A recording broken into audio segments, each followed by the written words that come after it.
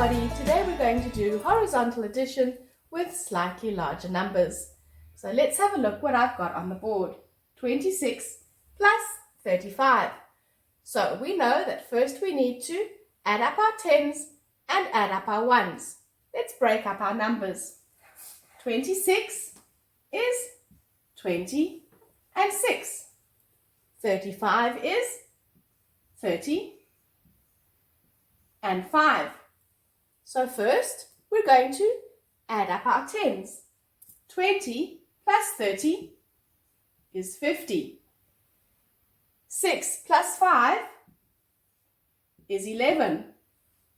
Oh, that number is greater than 10. So we've already got another 10. We need to break up that 11 again into 10 and 1.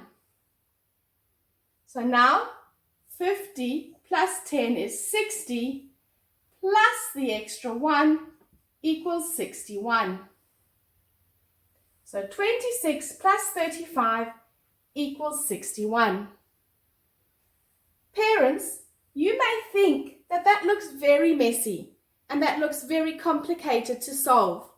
But what we're actually doing is putting all of our thinking down on paper. We're putting all of our brain thoughts down on paper, all of our tens and all of our ones down on paper, and then putting them back together in a very systematic, step-by-step manner. This is crucial for our children to understand in terms of place value before they ultimately get to vertical addition. We can do it more simply. If we go 26 plus 35 equals 20 plus 30 is 50. 6 plus 5 is 11. 11 is a 10 and a 1. 50 plus 10 equals 60, plus the 1 equals 61. Let's try another one, because these are more tricky.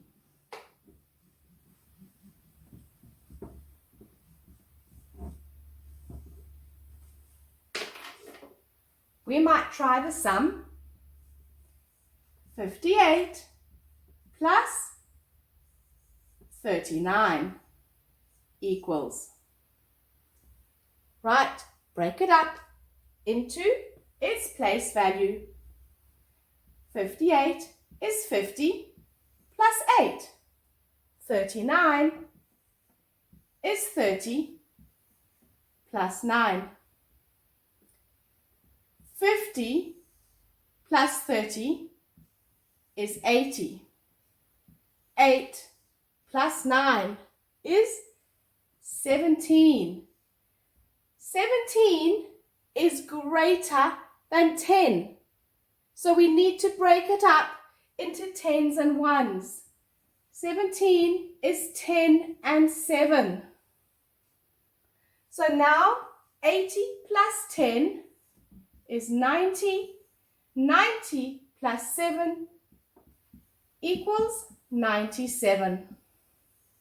So 58 plus 39 equals 97. If we want, we can do it a little bit easier. 58 plus 39 equals 50 plus 30 equals 80. 8 plus 9 equals 17. Whoops.